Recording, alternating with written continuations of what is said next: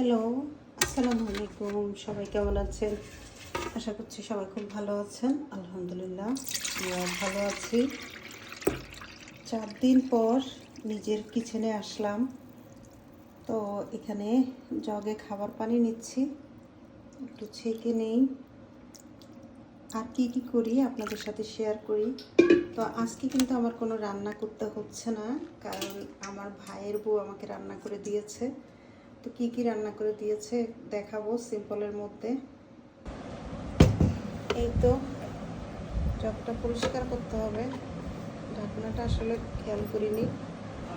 তো যাই হোক, এই তো কি কি রান্না করে দিয়েছে। আমরা ইতিমধ্যে এসে মাত্র খেয়ে ফেলেছি।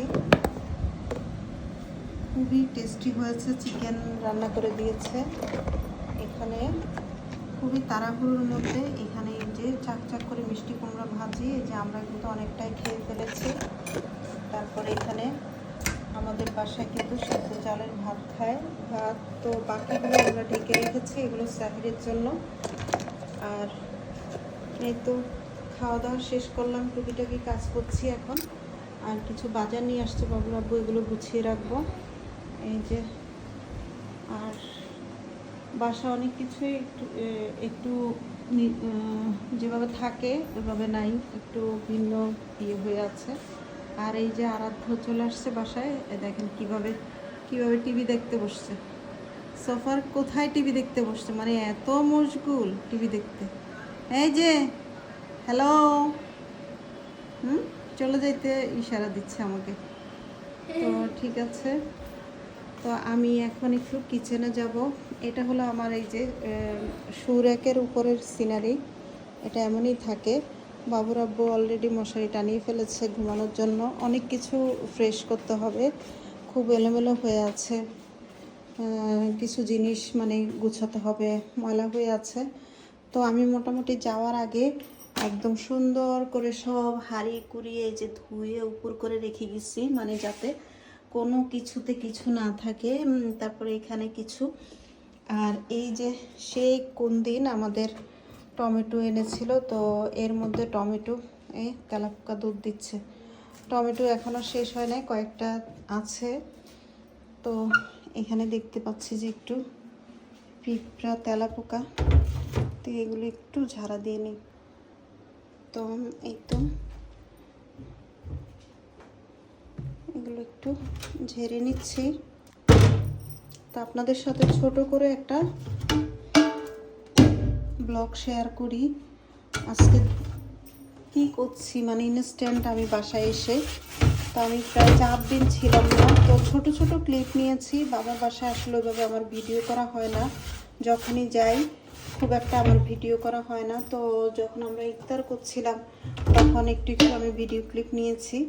তো ওগুলো হয়তো আমি শর্টস আকারে দিব, আর দিয়েছি অবশ্য ফেসবুকে টুকিটাকি। আর এখানে আগেরগুলো এক সাইড করে রাখি। এখন কিন্তু বেশ কিছু বাজার নিয়ে আসছে বাবুর আব্বু। এই দেখেন, এটাতে ছিল পুডিংটা খাওয়ার পর বাবুর আব্বুটা না ধুয়ে এভাবে রেখে দিয়েছিল।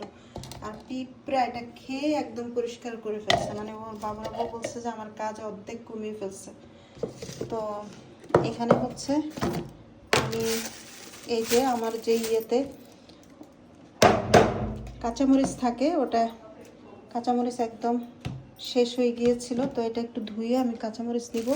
আর যেটা দেখাতে চাচ্ছিলাম, এখানে বাবুর আব্বু নাকি এই পেঁয়াজগুলো পেয়েছে মাত্র 100 টাকা দিয়ে, 3 কেজি পেঁয়াজের দাম কিন্তু প্রচুর বেড়ে যায় এক এক সময়। তো অনেকগুলো পেঁয়াজ, মাশাল্লাহ, পেঁয়াজগুলো দেখে আমি খুব খুশি হয়ে গেছি। তো পেঁয়াজগুলো ঢেলে দেখাই।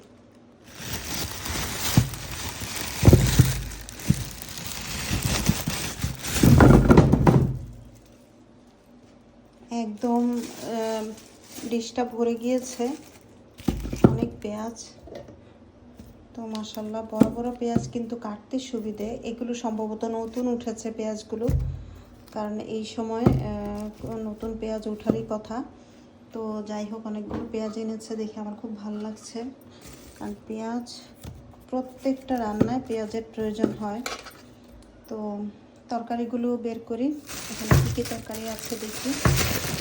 আচ্ছা, এখানে দেখা দেখা যাচ্ছে এই পাশে খাসা কাঁচামরিচ এগুলো বের করে এই তো এখানে নিয়ে আসছে এই যে খাসা, এগুলো হচ্ছে ভিজিয়ে তারপর রান্না করতে হবে।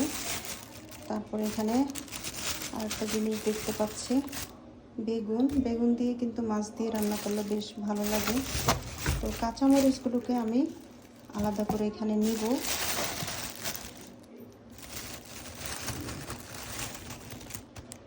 পলিথিনের ভিতরে থাকলে কাঁচামরিচটা অনেক ফ্রেশ থাকে, এই জন্য আমি পলিথিনের ভিতরে রেখে নর্মালি রেখে দিই। ডিপে রাখলে কিন্তু প্রচুর বরফ জমে যায়, তখন ওই মরিচটা খেতে ভালো লাগে না। তো মাঝে মাঝে কিন্তু কাঁচামরিচ খেতে ইচ্ছে করে কামড় দিয়ে ভাতের সাথে, আমি যেটা করে থাকি।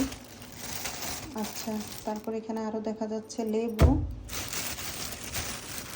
আর এখন তো আমরা যেহেতু ইফতারের শরবত খাই, শরবতে কিন্তু আমাদের একটু লেবু খেতে হয়, কম বেশি সবাই কিন্তু শরবতে লেবু খাই। তো এটা এক বাটি হলে আমার মোটামুটি আরও 10-15 দিন চলে যাবে। কারণ কাঁচামরিচ তো দেখা যায় হালকা হালকা কোনো ভাজি টাজি বা ইয়েতে অল্প অল্প দেওয়া হয়। তারপর এখানে আরেকটা দেখতে পাচ্ছি যে একটা মিষ্টি কুমড়ো নিয়ে আসছে, যেটা আমার বাবার বাসায় খেয়েছিলাম। আসলে আমার বাবার বাসার ওখানে খুব সুন্দর বাজার, আমি আগে শেয়ার করেছি। তো ওখানে ওই বাজার থেকেই এই মিষ্টি কুমড়োটা নিয়েছে। আমি ওখান থেকে যখন চলে আসবো তার আগে ওকে বলছিলাম যে আমাদের বাসায় কিন্তু ভেজিটেবল শেষ হয়ে গিয়েছে, তুমি পারলে কিছু নিয়ে নিও। তো ও এক ফাঁকে গিয়ে এই যে অর্ধেকটা নিয়ে আসছে। এই মিষ্টি কুমড়াটা আমি খুব পছন্দ করি, এটা চাক চাক করে ভাজি করে আমাদের বাসায় আমার আম্মা আগে ছেঁকে তারপর এটাকে আবার পেঁয়াজ দিয়ে ভুনে করতো। তবে ইদানিং আমরা শর্টকাট খাওয়া শিখে গেছি, মানে এখন শুধু ভাজাটাই, আমরা তেলে ভাজাটাই সরাসরি খেয়ে ফেলি। আবার ভুনতে যাওয়া মানে ওটা অনেক টাইমের ব্যাপার। আর এখানে আছে আরও কয়েকটা বেগুন শুধুমাত্র যে বেগুনই খাওয়ার জন্য এমন না, বেগুনগুলো আসলে এখন হালকা হালকা তরকারি দিয়েও ভালো লাগে। তবে ও এই যে ছোট বেগুন নিয়ে আসছে, এগুলোর বিচি কিন্তু খুব বিচি হয়, আমার এগুলো ভালো লাগে না, আমি যে এটা পছন্দ করি না। তো যাই হোক, এগুলো থেকেও বিভিন্ন জিনিস দেখা যাচ্ছে, সরি। তো আমি এগুলো বাকিগুলো গুছিয়ে রেখে দিই। এই তো টুকিটাকি আমার বাজার। তো আপনারা যারা আমার ভিডিওটা দেখছেন লাইক করবেন, কমেন্ট করবেন, আর এই ছোট্ট ব্লগটা আপনাদের কেমন লাগলো জানাবেন। তো আজকে আর রান্নাবান্না তো আমি যাচ্ছি না, ইনশাল্লাহ আগামীকাল রান্নাবান্না করব, চেষ্টা করব আপনাদের সাথে শেয়ার করতে। আর টুকিটাকি জিনিস গুছিয়ে একটু রেস্ট নিব, তারপর তো আবার সাহারির জন্য উঠতে হবে। অনেক সময় ঘুম আসে, অনেক সময় আসে না। তো ঘুম আসলে ঘুমিয়ে পড়বো, আর জেগে থাকলে তো জেগেই থাকলাম। একেবারে সাহারি খেয়ে নামাজ পড়ে তারপরে আমরা ঘুমাবো। তো ঠিক আছে, ছোট্ট একটা ব্লগ শেয়ার করলাম আপনাদের সাথে। ভালো লাগলে লাইক কমেন্ট করবেন আর সাবস্ক্রাইব করে দিবেন আমার চ্যানেলটা। আল্লাহ হাফিজ, আসসালামু আলাইকুম।